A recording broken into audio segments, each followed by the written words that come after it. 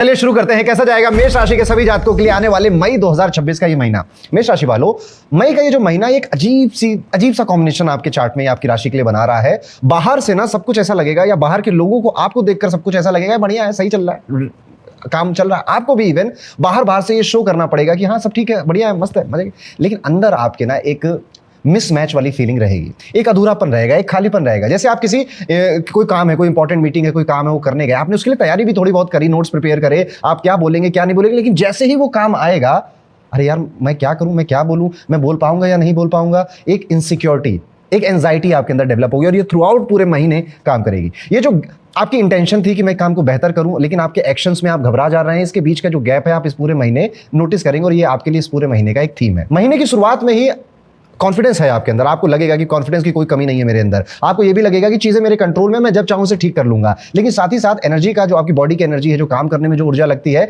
वो अजीब सा एक अधूरापन, एक खालीपन आपके लिए लेकर आई है। यानी कि आप दुनिया को दिखा रहे हो, खुद को भी ये समझा रहे हो कि मैं कर लूंगा, मुझसे हो जाएगा, लेकिन अंदर ही अंदर पूरी तरह से कॉन्फिडेंट नहीं भी हैं आप। काम स्टार्ट करने में थोड़े डिले हो सकते हैं, डिसीजन पोस्टपोन करना आपके लिए एक नॉर्मल सी चीज बन सकती है, या फिर एक काम के बीच में दूसरा काम उठा लेना, जितना काम आप कर सकते हैं तो उससे ज्यादा चीजों में रिस्पॉन्सिबिलिटी उठा लेना, या रिस्पॉन्सिबिलिटी आपके माथे पे मर दिया जाना, ये भी आप फील करेंगे।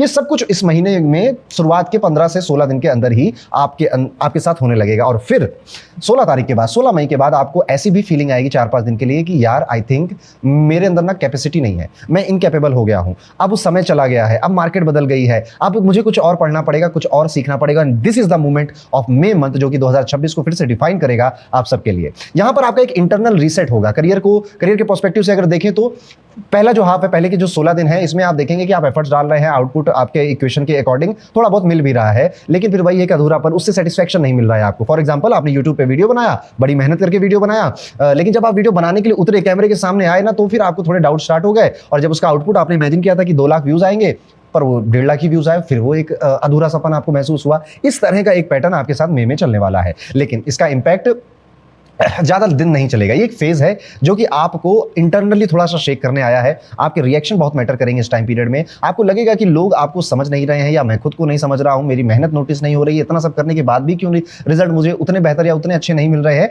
लेकिन यहां पर मेरा सजेशन आपको बस इतना सा है कि थोड़ा सा पेशेंस रख लीजिए, थोड़ा सा धैर्य रखिए। ज्यादा चीजें ऐसी बिगड़ नहीं रही है, ना बिगड़ेंगी आगे जाकर। इवन उल्टा होगा इसके, आप पाएंगे कि आपने जितना भी एनर्जी लगाया था, काम में मेहनत की थी, वो सारी चीजें आपको latter part of this month result देने लग गए हैं। यानी कि अब वीडियो बन रहा है तो 2 लाख या 2.5 लाख व्यूज भी आपके आ रहे हैं। इस तरह से चीजें फोल्ड आउट होंगी आपके लिए मई मंथ में। यहां पर जो बातें पहले आपको बहुत कंफ्यूज करती थी, जिन चीजों को लेकर पहले आप बहुत कंफ्यूज थे, जैसे रिलेशनशिप हो गया आपका, अब वो चीजें बिल्कुल क्लियर और बिल्कुल सिंपल लगने लगेंगी। कम्युनिकेशन जो आपका शायद बेहतर नहीं था, वो और बेहतर हो जाएगा। आप अपनी बात सीधे तरीके से रखना सीखोगे। ये वो फेज है जहां पर आप सिर्फ सोचने वाले नहीं है, बल्कि एग्जीक्यूट करने वाले हैं। इस मोड में आपको रहेगा कि अब करना पड़ेगा यार, अब नहीं किया तो लेट हो जाएगा। और ये लेटर पार्ट ऑफ, यानी कि 16 तारीख के बाद आपको ये भावनाएं महसूस होने लगेंगी। काफी लोग नोटिस भी करेंगे इस टाइम पीरियड में आपको, आपकी प्रेजेंस काफी स्ट्रांग होगी, आपको लोगों के सामने आने के मौके भी मिल सकते हैं। ज्यादा एफर्ट 16 तारीख के बाद नहीं डालना पड़ेगा, उससे पहले आपको एफर्ट अपने काम में डालने भी पड़ेंगे। फाइनेंशियली भी अगर देखा जाए तो सिमिलर सा ही पैटर्न नजर आता है आपकी राशि के लिए। पहले हाफ में प्लानिंग स्ट्रांग है, यानी कि आप सबको सोच रहे हैं, समझ रहे हैं, ये करेंगे वो करेंगे, यहाँ पे डिसीजन लेंगे, ये काम करेंगे, ये काम नहीं करेंगे। लेकिन साथ ही साथ कुछ एक्सपेंसेस ऐसे भी आ जा रहे हैं जो कि इंटेंशनल नहीं थे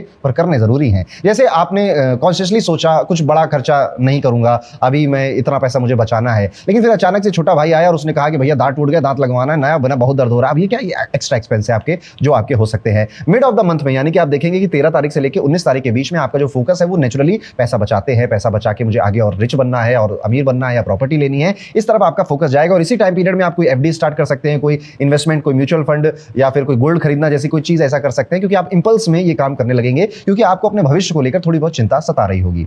हेल्थ के पॉइंट ऑफ व्यू से अगर देखा जाए तो बॉडी और माइंड आपके दोनों अलग अलग सिग्नल दे रहे हैं। ये वो टाइम पीरियड है मई का महीना जब मेष राशि वालों आपको पहले हाफ में थकान, काम ना करना, डिस्टर्ब स्लीप, अपने आप से इरिटेट हो जाना, अपनी आदतें, अपनी चॉइसेस से आपको बिल्कुल भी सेटिस्फेक्शन ना होना, ये सब फील होगा। लेकिन सेकंड हाफ में आप इन सब चीजों को एक्सेप्ट कर क्लैरिटी के साथ फ्रेश फील करेंगे, अच्छा फील करेंगे। मिड ऑफ द मंथ में यानी 13 से 19 तारीख के बीच में आप देखेंगे कि आपके जो बॉडी का एनर्जी लेवल है उसमें भी काफी अप एंड डाउन हो रहे हैं। कभी कभी काम करने घर के मानेंगे और कभी कभी यार क्या करूं, कुछ समझ ही नहीं आ रहा है, ये तो पहले भी कर चुका हूं, ये अब चलेगा नहीं, इस तरह के थॉट्स भी आएंगे। तो 13 से 19 मई का जो समय है ये आपके लिए काफी क्रूशियल है। इस टाइम पीरियड में आपको बस काम करना है, जो भी काम आपको सही लगता है। टाइम वेस्ट करने के काफी आपका दिमाग थॉट्स डालेगा आपके मन में, उनसे बच के रहिएगा। बैलेंस मेंटेन करना बहुत जरूरी है इस टाइम पीरियड में। इस टाइम पीरियड में आप कोई बहुत बड़ा फाइनेंशियल डिसीजन अगर लेने जा रहे हैं तो सोच समझ के लीजिए, पूछ पाछ के लीजिए। रिलेशनशिप में भी आप देखेंगे कि पहला जो थोड़ा सा हिस्सा है वो काफी ज्यादा ठीक आपको लग रहा है, यानी कि 1 से लेकर 10 मई के टाइम पीरियड में बातें हो रही हैं अपने पार्टनर के साथ, डेप्थ में बातें हो रही हैं, आप प्लानिंग कर रहे हैं, प्लॉटिंग कर रहे हैं या साथ में रहने की बातें कर रहे हैं। और दूसरे पार्ट में आपकी जितनी एक्सपेक्टेशन थी अपने पार्टनर के साथ वो उतनी मीटअप नहीं कर पाएगा।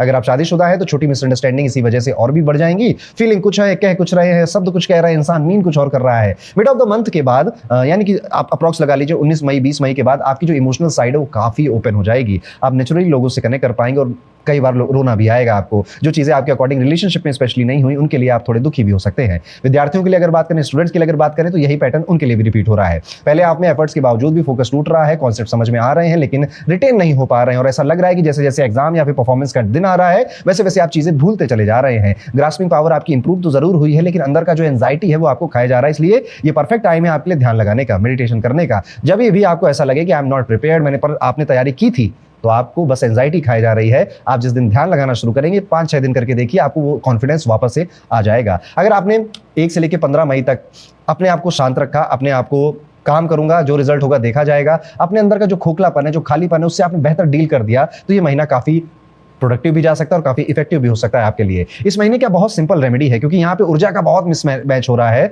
कभी कभी वो ज्यादा है, कभी कभी वो कम है, कभी बाहर के लिए तो अच्छा है, खुद के लिए अच्छा नहीं है, कभी खुद के लिए अच्छा है, बाहर वालों की नजरों में वो अच्छा नहीं है। और जब ऊर्जाओं का इतना मिसमैच हो तो ऊर्जा के मालिक, एनर्जी के मालिक हनुमान जी की पूजा प्रार्थना आपको जरूर करनी चाहिए। ये वही टाइम पीरियड है, आप हर मंगलवार को हनुमान जी के मंदिर जाइए, हनुमान चालीसा का पाठ करिए और हो सके तो बूंदी के लड्डू आप वहां पर बांट कर भी आइए। ये आपकी जो स्कैटर्ड एनर्जी है उसको बैलेंस करेगा और पूरा महीना कितनी मक्खन की तरह गुजर गया आपको पता भी नहीं चलेगा। तो ये था दोस्तों कैसा जाएगा मेष राशि के सभी जातकों के लिए आने वाला मई 2026 का ये पूरा महीना।